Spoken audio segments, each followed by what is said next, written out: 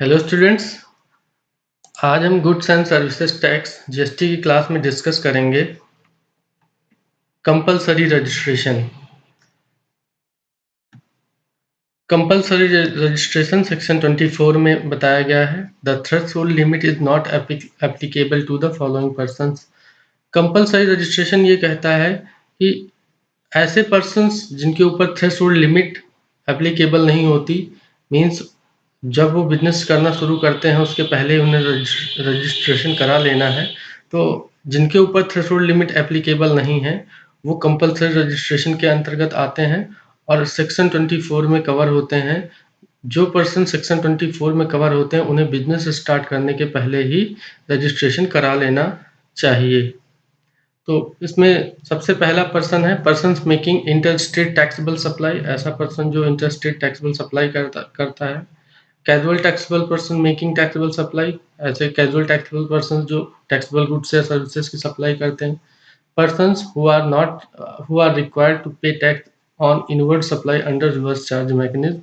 ऐसे पर्सन्स जिनको inward supply पे टैक्स पे करने की लाइबिलिटी है उन्हें भी रजिस्ट्रेशन अनिवार्य रूप से कराना है। Non resident taxable person making taxable supply, ऐसे पर्सन जो नॉन रेसिडेंट है इंडिया में और वो टैक्सेबल गुड्स की या सर्विसेज की सप्लाई करना चाहते हैं तो उन्हें भी रजिस्ट्रेशन कराना जरूरी है। Person who are required to deduct tax, ऐसे पर्सन जिन्हें टैक्स डिडक्ट करने की लाइबिलिटी है, टीसीएस कलेक्ट करने की लाइबिलिटी है, उन्हें भी रजिस्ट्रेशन कराने की ज़रूरत है। एजेंट की सर्विसेज जो प्रोवाइड कर रहे हैं किसी दूसरे पर्सन के बिहाफ में कोई गुड्स या सर्विसेज सप्लाई कर रहे हैं तो उन्हें भी कंपलसरी रजिस्ट्रेशन कराना है।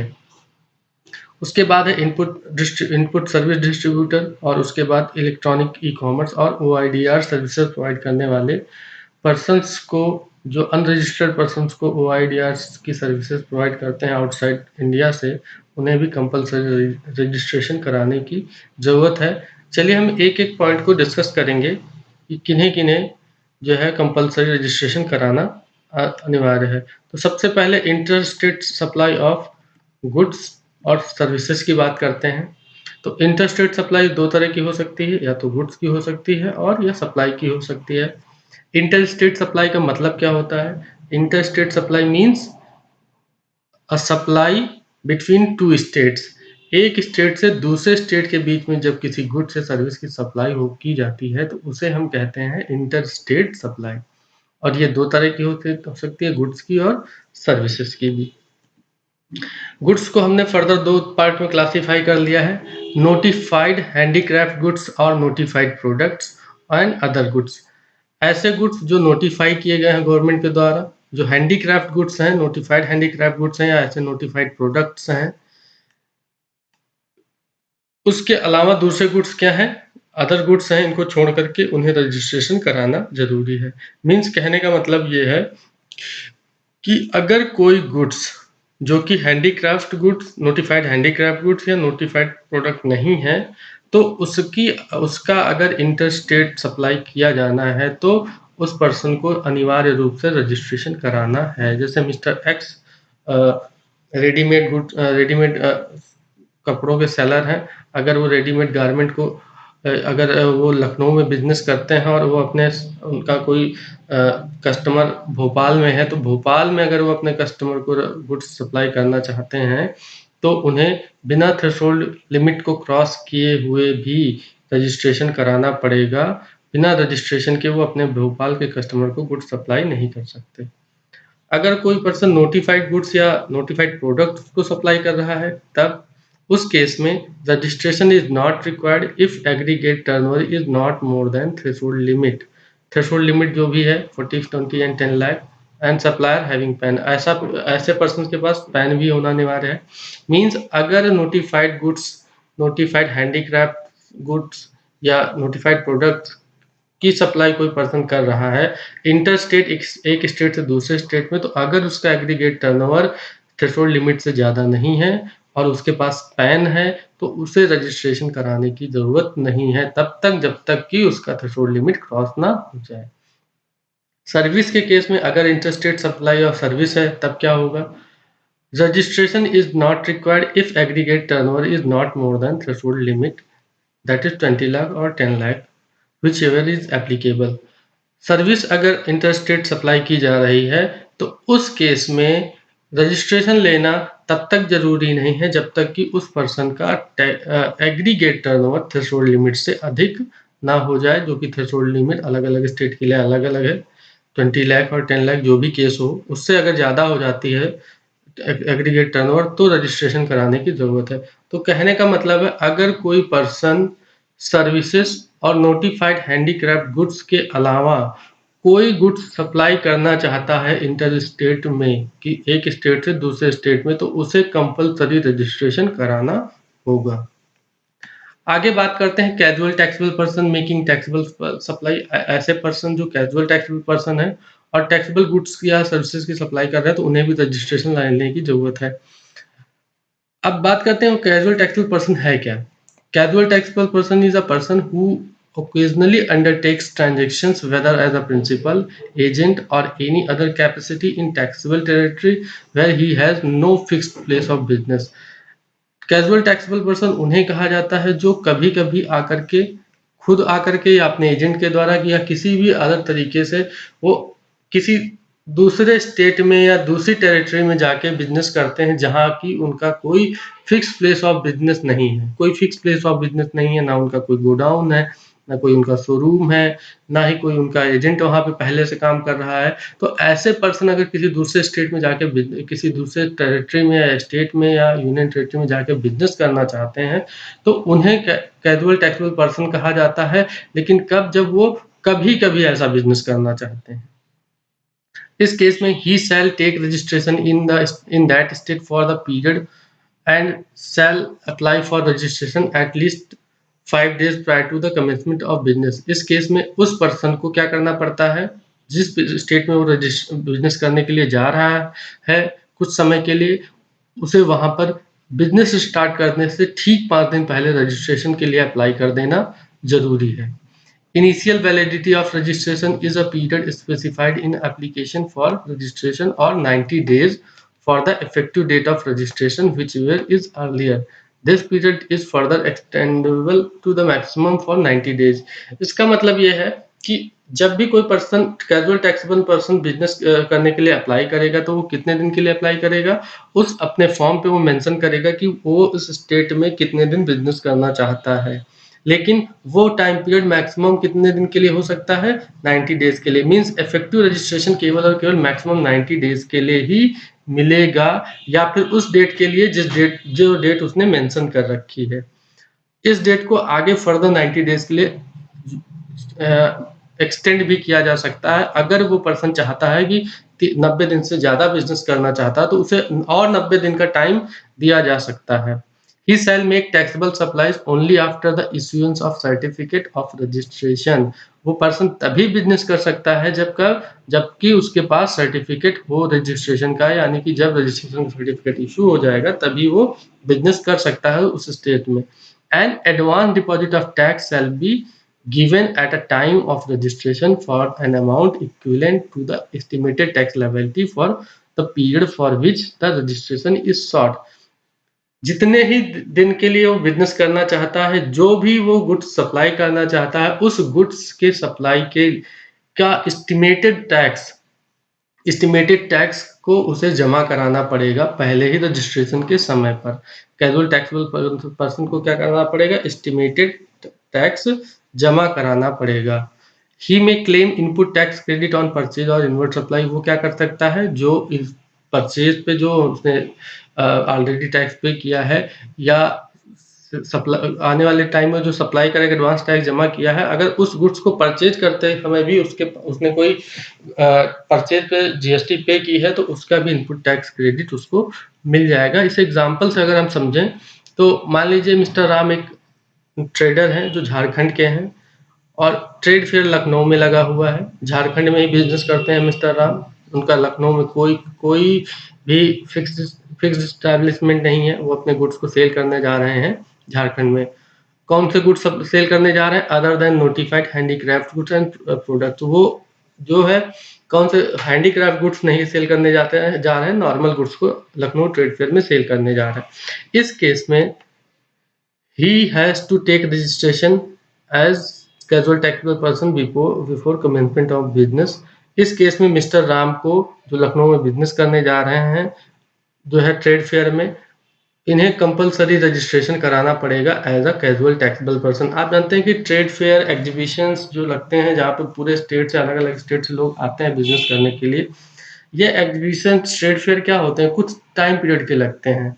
और ऐसा कोई पर्सन अगर जो बाहर से दूसरे स्टेट से या यूटी से आकर के बिजनेस करना चाहता है तो वो बिजनेस कर सकता है, लेकिन उसे उसके पहले रजिस्ट्रेशन लेना पड़ेगा। और ये रजिस्ट्रेशन कब के लिए होगा, उसे रजिस्ट्रेशन के लिए अप्लाई करना पड़ेगा 5 दिन पहले, और वो रजिस्ट्रेशन कितने दिन के लिए मिलेगा, मैक्सिमम 90 दिन के लिए, या फिर वो पीरियड जितने दिन के लिए उस बिजनेसमैन ने टाइम मांगा है बिजनेस करने के लिए। मैक्सिमम 90 डेज के लिए मिलेगा, जिसे क्या किया जा सकता है, 90 दिन के लिए एक्सटेंड किया जा सकता है। लेकिन इस केस में अगर हम देखें कि नोट अगर हम समझ लें, in case of notified handicraft goods and notified products, a casual taxable person is liable to get registered when his aggregate turnover exceeds rupees 20 lakh threshold limit। अगर नोटिफाइड गुड्स या प्रोडक्ट का supply person करने जा रहा है, as a casual taxable trade fair में जो कोई पर्सन जा रहा है बिजनेस करने के लिए, वो कैसे गुड्स को लेकर के सेल करने जा रहा है, नोटिफाइड गुड्स को, तो उस केस में उसे कंपलसरी रजिस्ट्रेशन नहीं लेना। उसे रजिस्ट्रेशन कब लेना है, जब उसका एग्रीगेट टर्नओवर 20 लाख से ऊपर हो जाएगा, तभी जो है उसे रजिस्ट्रेशन लेने की आवश्यकता होगी, अन्यथा जो है उसे रजिस्ट्रेशन लेने की जरूरत नहीं है। इसके बाद है a person who are required to pay tax on inward supply under reverse charge mechanism. ऐसे पर्सन जिन्हें टैक्स पे करने की लायबिलिटी है रिवर्स चार्ज मैकेनिज्म के तहत, इनवर्ड सप्लाई पे जो है, जो सप्लाई पे जो टैक्स है वो पे करने की लायबिलिटी है, उन्हें भी कंपलसरी रजिस्ट्रेशन कराना है। If a person is required to pay GST on inward supply, अगर किसी पर्सन को इनवर्ड सप्लाई पे जीएसटी पे करने की लायबिलिटी है, किस किस केस में, under reverse charge mechanism. Reverse charge mechanism एक कॉन्सेप्ट होता है जिसमें रिसिपिएंट ही, गुड्स या सर्विसेज का रिसिपिएंट ही जीएसटी पे करने के लिए लायबल होता है, उसे रिवर्स चार्ज मैकेनिज्म कहते हैं। जीएसटी रजिस्ट्रेशन इज रिक्वायर्ड, इस केस में जीएसटी रजिस्ट्रेशन कराना ही पड़ेगा अनिवार्य रूप से। In such case, registration is not awarded even if supply of goods or services are not more than the threshold limit of rupees 40 lakh, 20 lakh, 10 lakh, as case may be। इस case में अगर recipient को GST पे करने की liability है inward supply पे, तो हम रिसिपिएंट का टर्नओवर क्या है, एग्रीगेट टर्नओवर क्या है, उसको चेक नहीं करेंगे, उसे कंपलसरी रजिस्ट्रेशन कराना पड़ेगा। इसे हम एक एग्जांपल से समझते हैं। मान लीजिए एक मिस सुरेखा है जो एडवोकेट है और एबीसी लिमिटेड है। मिस सुरेखा ने एबीसी लिमिटेड को लीगल सर्विसेज प्रोवाइड की, जिसके अगेंस्ट में एबीसी लिमिटेड ने 25 लाख रुपए पेमेंट किए हैं। मीन्स जो लीगल सर्विसेज प्रोवाइड की हैं वो क्या है, 25 लाख की हैं, और एबीसी लिमिटेड क्या है, रिसिपिएंट ऑफ सर्विस है। और सप्लायर कौन होगा, मिस सुरेखा, जिन्होंने सप्लाई की है सर्विस की। इस केस में it is a inward supply for ABC limited, ये क्या है, इनवर्ट सप्लाई है एबीसी लिमिटेड के लिए। और outward supply of ABC limited is 5 lakh during the year. जो है इस फाइनेंशियल ईयर में जो है एबीसी लिमिटेड ने केवल और केवल 5 लाख की ही आउटवर्ड सप्लाई की है, जो कि थ्रेशोल्ड लिमिट से कम है। अभी अभी एबीसी लिमिटेड ने, सपोज करिए एबीसी लिमिटेड ने अभी नया बिजनेस स्टार्ट किया है और उनको काफ़ी सारे खर्चे करने पड़ रहे हैं बिजनेस स्टार्ट करने के लिए, तो उन्होंने आउटवर्ड सप्लाई केवल 5 लाख की ही की है। अब इस केस में अगर हम देखना चाहें तो ये बात आप जान लीजिए, इसको रिवर्स चार्ज मैकेनिज्म के टॉपिक में हम इसको पढ़ेंगे भी। Legal services is taxable under reverse charge mechanism. अगर कोई लीगल सर्विस किसी एडवोकेट के द्वारा किसी बिजनेस हाउस को दी जा रही है, तो ये सर्विस रिवर्स चार्ज मैकेनिज्म के तहत रिसिपिएंट ऑफ सर्विसेज के लिए, रिसिपिएंट के लिए टैक्सेबल होती है, और उस पर जीएसटी पे करने की लायबिलिटी किसकी होती है, रिसिपिएंट की होती है। मींस इस 25 लाख रुपए, 25 लाख का जो पेमेंट एबीसी लिमिटेड ने मिस सुरेखा को किया है लीगल सर्विसेज के बदले में, इस पर जो जीएसटी पे बनेगा, उस जीएसटी को पे कौन करेगा, सप्लायर ऑफ सर्विस नहीं करेगा, रिसिपिएंट ऑफ सर्विस करेगा। ठीक है, तो रिसिपिएंट ऑफ सर्विस कौन है? ABC limited. तो इनवर्ड सप्लाई पर जीएसटी पे करने की लायबिलिटी एबीसी की आ गई है, तो इसे हम क्या कहेंगे? Reverse charge mechanism. ABC limited इस पर जो भी जीएसटी बनेगा उसको पे करेगा। इस केस में मुस एबीसी लिमिटेड को ABC Limited have to get registered under GST even if his aggregate turnover is less than the threshold limit। इस केस में चूंकि जीएसटी पे करने की लायबिलिटी इनवर्ड सप्लाई पे एबीसी लिमिटेड की है, तो एबीसी लिमिटेड को कंपलसरी रजिस्ट्रेशन लेना पड़ेगा। उनका एग्रीगेट टर्नओवर क्या है वो मैटर नहीं करता है। इस केस में अगर सुरेखा केवल और केवल लीगल सर्विसेज ही प्रोवाइड करती हैं, कोई अदर सर्विस, अदर कोई टैक्सेबल गुड सर्विसेज या टैक्सेबल गुड सप्लाई नहीं करती हैं, इस केस में मिस सुरेखा को रजिस्ट्रेशन लेने की जरूरत नहीं है। केवल और केवल किसको लेने की जरूरत है? एबीसी लिमिटेड को रजिस्ट्रेशन लेने की जरूरत है। Suppose miss Surekha legal services के अलावा कोई इनके पास बिल्डिंग है, मान लीजिए इनके पास बिल्डिंग है कोई जो है जिसको ये किराए पे दे रखी है कॉमर्शियल पर्पज के लिए, और उस बिल्डिंग का रेंट 1 लाख रुपए पर ईयर है। अब इस केस में मिस रेखा एक तो ऐसी सर्विस प्रोवाइड कर रही है जो क्या है, जो सर्विस रिसिपिएंट के लिए टैक्सेबल है, रिसिपिएंट टैक्स पे करने के लिए लाइबल है। उस सर्विस पे अभी तक वो जीएसटी नहीं पे कर रही थी, लेकिन एक ऐसी सर्विस है जो जिसपे इन्हें कॉमर्शियल पर्पज के लिए इन्होंने जो बिल्डिंग रेंट पे दे रखी है और उसका रेंट जो 1 लाख रुपए आ रहा है, ये क्या है? टैक्सेबल सर्विसेज है। टैक्सेबल सर्विस की भी सप्लाई कर रही हैं। इस केस में मिस रेखा का एग्रीगेट टर्नओवर देखा जाएगा कितना है। तो एग्रीगेट टर्नओवर की कैलकुलेशन में आप जानते हैं कि हम ऐसी सर्विसेज को भी जोड़ते हैं जो क्या है, इन आउटवर्ड सप्लाई है। मिस रेखा की आउटवर्ड सप्लाई क्या है? लीगल सर्विसेज भी इनकी आउटवर्ड सप्लाई है। तो आउटवर्ड सप्लाई जितनी है इनकी कितनी है? 25 लाख की लीगल सर्विसेज, 1 लाख का रेंट जो कॉमर्शियल पर्पज के लिए जो बिल्डिंग दे रखी है। तो इस केस में इनका एग्रीगेट टर्नओवर कितना हो जाएगा? 26 लाख। अब मिस सुरेखा, चूंकि आप जानते हैं कि एग्रीगेट टर्नओवर जैसे ही अगर कोई पर्सन टैक्सेबल गुड्स या सर्विसेज की सप्लाई कर रहा है और उसका एग्रीगेट टर्नओवर थ्रेशोल्ड लिमिट से ज्यादा होता है तो उसे रजिस्ट्रेशन करा लेना चाहिए। अब चूंकि लीगल सर्विसेज के अलावा एक सर्विस केवल और केवल 1 लाख रुपए की जिसका वैल्यू है, जो कि टैक्सेबल है, जिसको मिस रेखा ने सर्विस प्रोवाइड की है, वो भी एग्रीगेट टर्नओवर में जुड़ने की वजह से, एग्रीगेट टर्नओवर 20 लाख क्रॉस होने की वजह से मिस रेखा को क्या कराना पड़ेगा? रजिस्ट्रेशन कराना पड़ेगा। लेकिन यहाँ पर बात समझ लेनी चाहिए कि ऐसी सर्विसेज जो केवल और केवल रिसिपिएंट के लिए टैक्सेबल होंगी, यानी कि रिसिपिएंट ऑफ सर्विस या recipient of goods he tax पे करेगा, और वो जो सप्लायर ऐसे गुड्स या सर्विसेज की सप्लाई कर रहा है उसे रजिस्ट्रेशन तब तक लेने की जरूरत नहीं जब तक वो केवल केवल ऐसी सर्विसेज की सप्लाई कर रहा है, ऐसे गुड्स की सप्लाई कर रहा है जिसपे टैक्स पे करने की लायबिलिटी रिसिपिएंट की है। लेकिन अगर उसने कोई टैक्सेबल गुड्स या सर्विस की सप्लाई की तो फिर हम उसका थ्रेशोल्ड चेक लिमिट चेक करेंगे, और अगर थ्रेशोल्ड लिमिट से ज्यादा होगा तो रजिस्ट्रेशन उसे भी कराना पड़ेगा, वो उसके लिए होगा। इसके बाद non resident taxable persons making taxable supplies. ऐसे पर्सन जो नॉन रेसिडेंट टैक्सेबल पर्सन है और क्या करते हैं? टैक्सेबल सप्लाई करते हैं। अब नॉन रेसिडेंट टैक्सेबल पर्सन है क्या? Non resident is a taxable person residing outside and India in India outside India sorry outside India outside India. Non-resident is a taxable person residing outside India and coming to India to occasionally undertake transactions whether as a principal or agent or any other capacity, but he has no fix place of business in India. ऐसे पर्सन जो जिनका कोई fix place India में नहीं है और वो बिजनेस करने के लिए आते हैं, वो भी कभी कभी कुछ टाइम पीरियड के लिए बिजनेस करने के लिए आते हैं इंडिया में, तो ऐसे पर्सन्स को हम नॉन रेसिडेंट टैक्सेबल पर्सन्स कहते हैं। जैसे आपने देखा होगा आपने कि तिब्बत मार्केट का एग्जांपल ले लीजिए। मान लीजिए जो हमने एग्जांपल अभी लिया था ट्रेड फेयर का, अगर उस ट्रेड फेयर में कोई ऐसा पर्सन है जो नेपाल से आके बिज़नेस करना चाह रहा है, कोई बांग्लादेश से आके बिज़नेस करना चाह रहा है, कोई तिब्बत से आके बिज़नेस करना चाह रहा है, कोई भूटान से आके बिज़नेस करना चाह रहा है।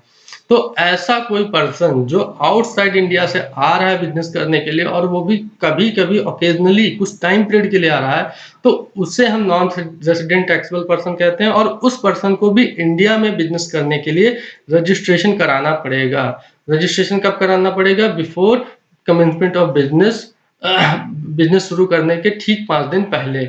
और ये रजिस्ट्रेशन कितने दिन के लिए होगा? वो केवल और केवल मैक्सिमम 90 डेज़ के लिए। वो पीरियड जो उसने अपने एप्लीकेशन में स्पेसिफाई कर रहा है, वो पीरियड या फिर 90 डेज़ व्हिचएवर इज़ अर्लियर।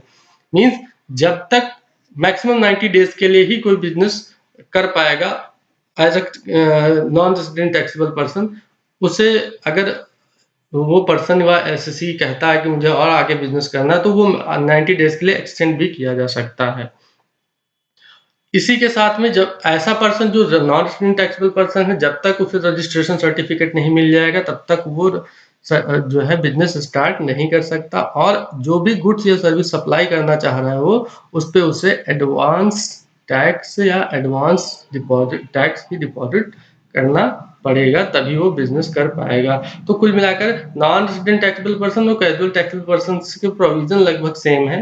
बस कैज़ुअल टैक्सेबल पर्सन्स क्या है? वो ऐसा पर्सन है जो इंडिया में ही रहता है, लेकिन वो दूसरे स्टेट में जाके बिज़नेस करना चाहता है। जैसे अगर कोई पर्सन झारखंड का है, लखनऊ में जाके कुछ समय के लिए बिज़नेस करना चाहता है, तो वो कैज़ुअल टैक्सेबल पर्सन है।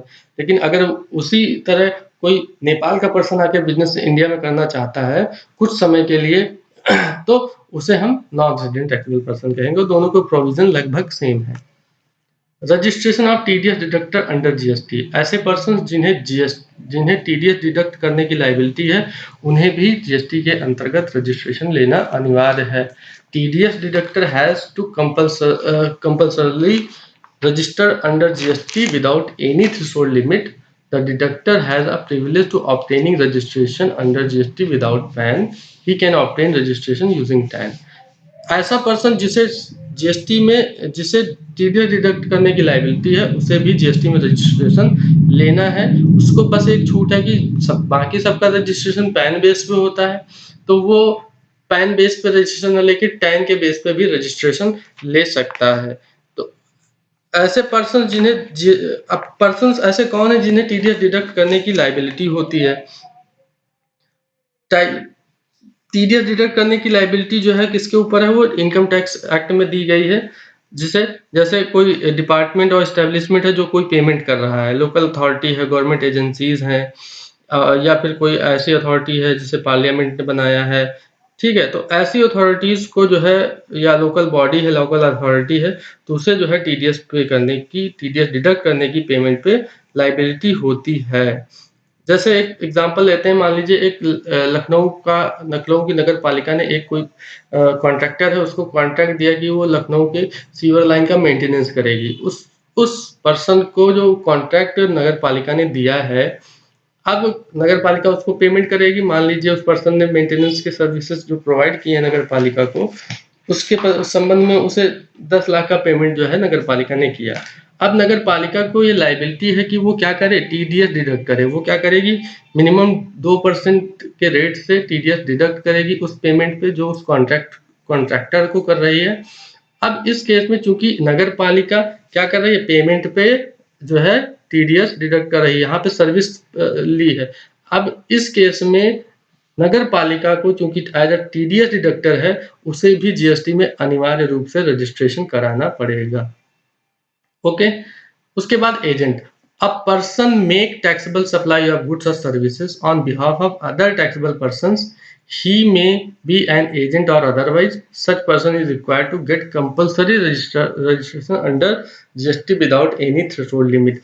ऐसा पर्सन अगर कोई है जो क्या करता है, कोई गुड्स या सर्विस सप्लाई करता है किसी दूसरे पर्सन के बिहाफ में, मींस अपने गुड्स नहीं, अपने गुड्स या अपनी सर्विस जो सप्लाई करता है उसकी बात नहीं कर रहा है, किसी दूसरे पर्सन की गुड्स या सर्विस की सप्लाई करता है, तो इस केस में ऐसे एजेंट को, जो एजेंट कहा जा सकता है, कुछ और भी नाम उसका हो सकता है, ऐसे पर्सन को रजिस्ट्रेशन कराना पड़ेगा अनिवार्य रूप से। उसका थ्रेशोल्ड लिमिट क्या है वो मैटर नहीं करता है। इसके बाद बात आती है इनपुट सर्विस डिस्ट्रीब्यूटर की। Input service distributor means an office of a supplier of good services which receives tax invoices towards receipt of input services and issues a prescribed document for the purpose of distributing of credit, CGST, SGST, UTGST or IGST paid on said services to supplier of taxable goods or services having same PAN as that of ISD.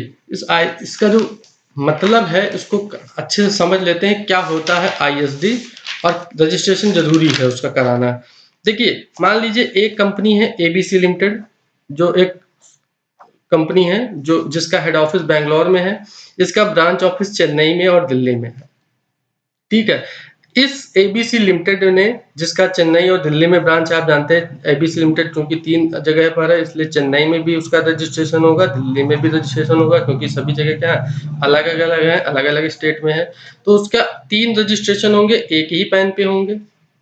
ठीक, मान लीजिए ABC limited ने TCS company से कुछ computer maintenance और consultancy services ली। ठीक है, और वो सर्विसेज हेड ऑफिस के लिए भी ली, चेन्नई के लिए, चेन्नई ब्रांच के लिए भी और दिल्ली ब्रांच के लिए भी ली। तीनों ब्रांच में ये कंप्यूटर की मेंटेनेंस सर्विसेज प्रोवाइड की गई टीसीएस के द्वारा। इस संबंध में एबीसी लिमिटेड ने टीसीएस को ₹5 लाख का पेमेंट किया विदाउट जीएसटी, और उस पर जीएसटी पे किया 90,000 का, यानी कि 5,90,000 का टोटल पेमेंट एबीसी लिमिटेड ने टीसीएस को किया। अब जो टीसीएस को किया, और ये इनवॉइस टीसीएस ने इशू की थी और 590 का पेमेंट किया, इसके संबंध में इनवॉइस रिसीव हुई एबीसी लिमिटेड को, और जिसपे 90,000 का जो जीएसटी पे किया गया है, क्या पूरी की पूरी इनवॉइस पे जो जीएसटी का जो अमाउंट है, इसका पूरा क्रेडिट हेड ऑफिस को ले लेना चाहिए, जबकि इनपुट सर्विसेज चेन्नई को भी मिली है और दिल्ली को भी मिली है। तो इस केस में एबीसी लिमिटेड के ऊपर लाइबिलिटी है कि एज अ एग्रीगेटर जो है वो क्या करे, इस जीएसटी का जो अमाउंट है, जो इनपुट सर्विस इनपुट ली है इन्होंने टीसीएस से, अब चेन्नई और दिल्ली के बीच में क्या करें, इस जीएसटी के अमाउंट को डिस्ट्रीब्यूट करें as a service input service distributor. तो एबीसी लिमिटेड क्या है, यहाँ पे इनपुट सर्विस डिस्ट्रीब्यूटर हो जाएगा। क्यों? क्योंकि वो 90,000 की जीएसटी के अमाउंट को हेड ऑफिस में भी डिस्ट्रीब्यूट करेगा, चेन्नई के ब्रांच में भी और दिल्ली के ब्रांच में भी डिस्ट्रीब्यूट करेगा, ताकि वो अपने यहाँ की आउटवर्ड सप्लाई के केस में इसका इनपुट ले सकें। ठीक, तो इस केस में एबीसी लिमिटेड चूंकि इनपुट सर्विस डिस्ट्रीब्यूटर है, और एबीसी लिमिटेड को कंपलसरी रजिस्ट्रेशन लेना पड़ेगा, and ISD is required to take a separate registration as ISD. अब एबीसी लिमिटेड को as a ISD input service distributor separate registration लेना पड़ेगा। मींस नॉर्मल रजिस्ट्रेशन जो उसका है एज अ सप्लायर, वो तो उसका है ही है, लेकिन चूंकि जीएसटी इनपुट की जीएसटी को डिस्ट्रीब्यूट करने की भी लायबिलिटी है, इसलिए उसे आईएसडी के रूप में एक अलग से रजिस्ट्रेशन लेना पड़ेगा, और इस रजिस्ट्रेशन के लिए उसका थ्रेशोल्ड लिमिट क्या है वो मैटर नहीं करता है। थ्रेशोल्ड लिमिट कुछ भी हो, रजिस्ट्रेशन उसे लेना ही पड़ेगा। इसके बाद बात आती है ई कॉमर्स ऑपरेटर की। ई कॉमर्स ऑपरेटर की जब बात करते हैं, तो ई कॉमर्स ऑपरेटर को हम 2 तरह से देख सकते हैं। फॉर एग्जांपल मान लीजिए कोई company A limited started e commerce portal. A limited ने ई कॉमर्स पोर्टल स्टार्ट किया, supply his own goods and services through e commerce portal. A limited ने जो बिजनेस ई कॉमर्स पोर्टल के through start किया, उसने क्या किया, अपना ही ई कॉमर्स पोर्टल बनाया, यानी कि अपनी खुद की वेबसाइट बनाई, अपना खुद का ई कॉमर्स पोर्टल बनाया, और वहां से वो गुड्स और सर्विसेज को सप्लाई कर रहा है। इस केस में उस ए लिमिटेड को रजिस्ट्रेशन कब तक नहीं लेना है, जब वो खुद का वेबसाइट से या खुद की ई कॉमर्स पोर्टल से बिजनेस कर रहा है, तो फिर ये ई कॉमर्स ऑपरेटर जैसा कुछ ऑप्शन नहीं है यहाँ पे कोई ई कॉमर्स ऑपरेटर नहीं है। ठीक है, ई कॉमर्स ऑपरेटर का कौन होते हैं, जो किसी दूसरे के गुड्स को सप्लाई करते हैं अपने पोर्टल से। तो यहाँ पे खुद की वेबसाइट से कर रहे हैं, तो किसी तरह का टीसीएस इन्हें कलेक्ट करने की जरूरत नहीं है। रजिस्ट्रेशन कब जरूरी होगा ए लिमिटेड को, जब उनका टर्नओवर थ्रेशोल्ड लिमिट से ज्यादा होगा, तब रजिस्ट्रेशन की जरूरत होगी। उसके बाद ओनली इंफॉर्मेशन पोर्टल, अगर ए लिमिटेड का पोर्टल ऐसा है जो केवल और केवल इंफॉर्मेशन प्रोवाइड करता है, only information portal, e portal, commerce portal, no supply of goods services through e commerce means किसी भी तरह की गुड्स या सर्विसेज थ्रू ई कॉमर्स यानी कि ऑनलाइन कॉमर्स के थ्रू, इलेक्ट्रॉनिक कॉमर्स के थ्रू किसी तरह के गुड्स या सर्विस की सप्लाई नहीं की जा रही है। केवल और केवल क्या किया जा रहा है, ओनली इंफॉर्मेशन पोर्टल है, वहां से केवल इंफॉर्मेशन एक्सेस की जा रही है लोगों के द्वारा, तो वो वहां पे भी टीसीएस की जो कलेक्ट करने की जरूरत नहीं है। तो इस केस में भी ई कॉमर्स ऑपरेटर को रजिस्ट्रेशन कराने की जरूरत नहीं है। कब तक? जब तक कि उसका थ्रेशोल्ड लिमिट जरूरत जो है एग्रीगेट टर्नओवर से ज्यादा ना हो जाए। कहने का मतलब ये है कि अगर कोई पर्सन खुद की वेबसाइट खोल करके ई कॉमर्स के थ्रू अपने गुड्स या सर्विस प्रोवाइड कर रहा है, तो उसे तब तक रजिस्ट्रेशन नहीं लेने की जरूरत जब तक उसका टर्नओवर एग्रीगेट टर्नओवर से अधिक ना हो, थ्रेशोल्ड लिमिट से ज्यादा ना हो, तब तक उसे रजिस्ट्रेशन की जरूरत नहीं है। लेकिन supplier other person goods and services through e commerce portal, अगर कोई पर्सन है जो ई कॉमर्स पोर्टल के थ्रू गुड सर्विस सप्लाई कर रहा है। फॉर एग्जांपल ए लिमिटेड ने अपना ई कॉमर्स पोर्टल जो स्टार्ट किया है, इस ए लिमिटेड के पोर्टल से मिस्टर एक्स अपना गुड सप्लाई कर रहे हैं। ठीक है, मिस्टर एक्स मान लीजिए टीवी का डीलर है और वो अपना गुड्स ए लिमिटेड के पोर्टल से बेच रहे हैं। तो इस केस में ये क्या है, यहाँ पर ई कॉमर्स पोर्टल क्या कर रहा है, या ए लिमिटेड ने का जो पोर्टल है किसके गुड्स को सप्लाई कर रहा है, किसी दूसरे के गुड्स को सप्लाई कर रहा है। अब गुड्स के केस में क्या होगा, अगर गुड्स सप्लाई किया जा रहा है तो हर एक ई कॉमर्स ऑपरेटर को क्या करना पड़ेगा, टीसीएस कलेक्ट करना पड़ेगा। इस केस में ईसीओ रजिस्ट्रेशन इज मैंडेटरी। इस केस में इलेक्ट्रॉनिक कॉमर्स पोर्टल को रजिस्ट्रेशन कराना पड़ेगा। इसे हम इस चार्ट से समझ लेते हैं। मान लीजिए एक कोई डीलर है selling through Amazon electronic commerce, Amazon के थ्रू क्या बेच, अपना गुड्स टीवी को अमेजॉन के थ्रू बेच रहे हैं। अमेजॉन के थ्रू किसके पास जा रहा है, कस्टमर के पास जा रहा है। कस्टमर पेमेंट किसको करेगा, अमेजॉन को करेगा। अमेजॉन क्या करेगा, उस पे जो है टीसीएस काट करके बाकी पेमेंट क्या करेगा, अपना कमीशन और टीसीएस का अमाउंट काट करके बाकी सारा अमाउंट डीलर को पेमेंट कर देगा। मींस यहाँ पर जो डीलर को पेमेंट मिल रहा है वो डायरेक्ट कस्टमर से डीलर को ना मिल करके अमेजन को थ्रू मिल रहा है। अमेजन क्या है, एज अ एग्रीगेटर वो क्या करता है, सारा अमाउंट कलेक्ट करता है, एग्रीगेट करता है, उसके बाद उसमें टीसीएस कलेक्ट करता है, टीसीएस काटता है पेमेंट के पहले और अपना कमीशन काटता है और डीलर को पेमेंट कर देता है। इस केस में dealer is also need to a registration on compulsory basis, क्योंकि डीलर का है गुड्स का है, गुड्स की डीलिंग कर रहा है, इसलिए डीलर को भी कंपल्सरी रजिस्ट्रेशन कराना है और इलेक्ट्रॉनिक कॉमर्स ऑपरेटर यानी अमेजन को भी कंपल्सरी रजिस्ट्रेशन कराना पड़ेगा। ये बात ध्यान रखिएगा कि अगर टीसीएस कलेक्ट करने की लायबिलिटी है तो ई कॉमर्स ऑपरेटर को रजिस्ट्रेशन कराना। ई कॉमर्स ऑपरेटर क्या है, अमेजन, फ्लिपकार्ट, स्विगी और पॉलिसी बाजार, ये सब क्या है, ई कॉमर्स ऑपरेटर हैं जो किसी दूसरे के गुड्स को अपने पोर्टल के थ्रू बेचते हैं। ठीक है, इसके बाद बात आती है कि सर्विसेज के केस में क्या होगा। सर्विस के केस में क्या है, 3 नोटिफाइड सर्विसेज सेक्शन 95, कुछ ऐसी सर्विसेज जो नोटिफाइड हैं, जो सेक्शन 95 में नोटिफाइड है। सप्लायर ई कॉमर्स ऑपरेटर पे जीएसटी, उस पे सप्लायर जो ई कॉमर्स ऑपरेटर है वही जीएसटी पे करता है। E commerce operator take registration, इस केस में कौन रजिस्ट्रेशन लेगा, ई कॉमर्स ऑपरेटर लेगा एज अ डीम्ड सप्लायर। वो नोटिफाइड सर्विसेज कौन कौन सी हैं, सर्विसेज नोटिफाइड अंडर सेक्शन 95, जैसे कैब ऑपरेटर की सर्विसेज है, आपने ओला उबर का नाम सुना है। Accommodation in hotel in guest house except where the person supplying सर्च services through e commerce operator is liable for registration in GST, that is MMT. MMT का नाम सुना है, एमएमटी के थ्रू या गो आईबीपीओ के थ्रू लोग क्या करते हैं, होटल्स को बुक करते हैं। तो इस केस में एमएमटी क्या है, ई कॉमर्स ऑपरेटर है। Services by way of housekeeping की सर्विसेज दी जा रही है। अर्बन क्लैब का नाम सुना, अर्बन क्लैब क्या है, ई कॉमर्स ऑपरेटर है जो क्या कर रहा है, हाउसकीपिंग की सर्विसेज दे रहा है। मान लीजिए आपके पास आप एक कार है, आप कार के ओनर है, मिस्टर ए हैं जो कार के ओनर है, उन्होंने ओला में अपनी कार को लगा दिया है। अब जो है कोई कस्टमर ओला से कार को बुक करता है तो पेमेंट किसको करता है, ओला को। ओला क्या करेगा, उस पेमेंट को वहां से एव करेगा।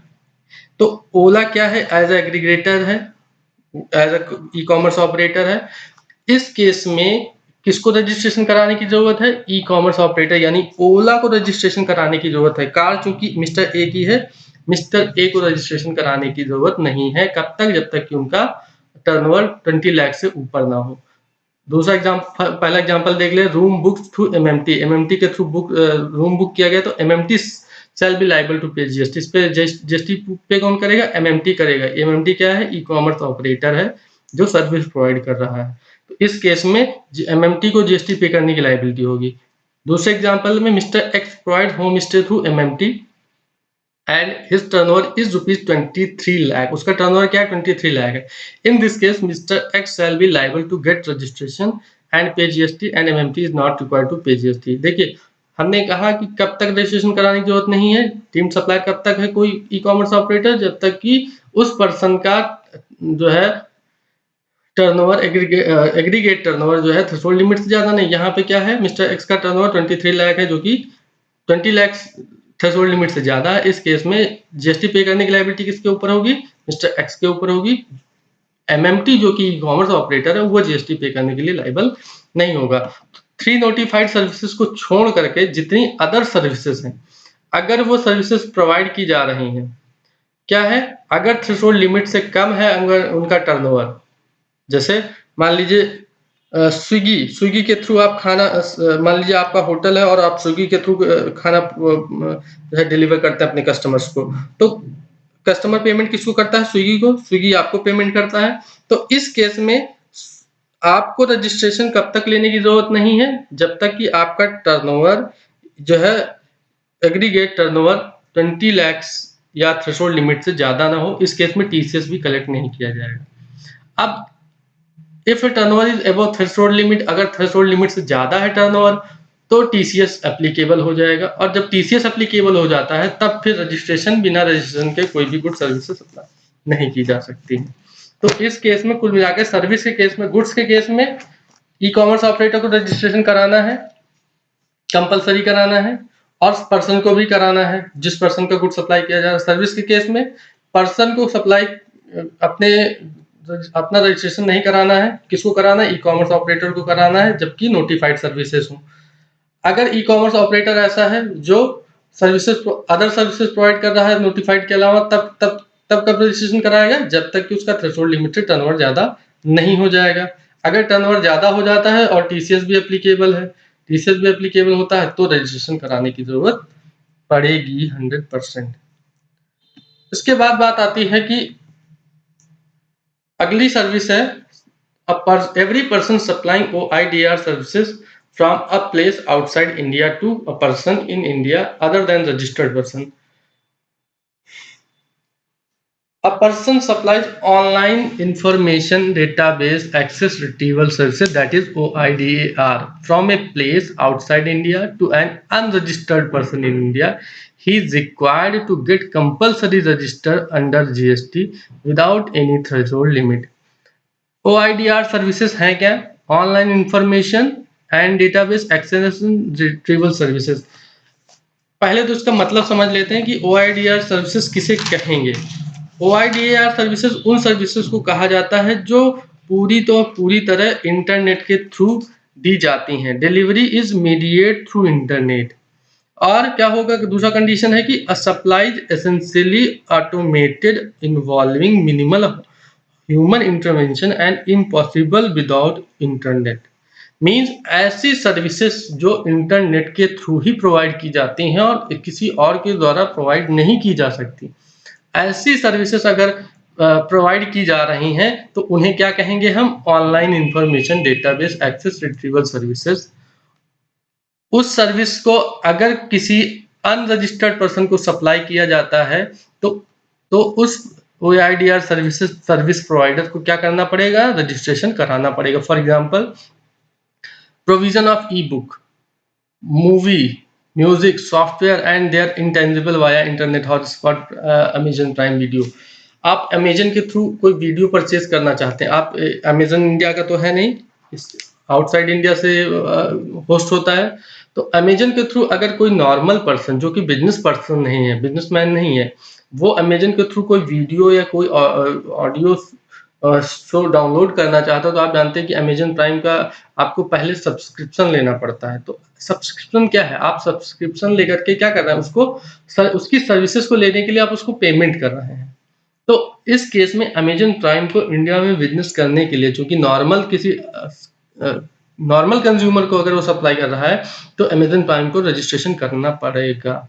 लेकिन अगर यही सर्विसेज़ बी2बी यानी business to business means supplier भी बिज़नेसमैन है, रिसिपिएंट भी बिज़नेसमैन है। इस केस में क्या होगा आउटसाइड इंडिया से कोई ओआईडीआर सर्विसेज़ किसी बिज़नेसमैन के द्वारा एक्सेस की जा रही हैं थ्रू इंटरनेट किसी दूसरी वेबसाइट से मान लीजिए आप एप्पल एप्पल एप्पल की वेबसाइट से कोई एप्पल की वेबसाइट से क्या करता है कोई एप्पल का ऐप परचेज करता है जो कि बिजनेसमैन है तो उसके केस में उस पे जो भी जीएसटी पे करने की लायबिलिटी किसकी होगी उस बिजनेसमैन की होगी आरसीएम के थ्रू वो रिसिपिएंट के लिए टैक्सेबल होगा ठीक है लेकिन अगर कोई नॉर्मल पर्सन एप्पल का सॉफ्टवेयर परचेज करता है कोई ऐप परचेज करता है तो उस केस में क्या होगा उस केस में बी2सी लगेगा और एप्पल को यहाँ रजिस्ट्रेशन इंडिया में कराना पड़ेगा उस सर्विस को प्रोवाइड करने के लिए ठीक है तो बी2सी के केस में ओआईडीआर सर्विसेज के लिए कंपलसरी रजिस्ट्रेशन है लेकिन बी2बी के केस में कंपलसरी रजिस्ट्रेशन नहीं है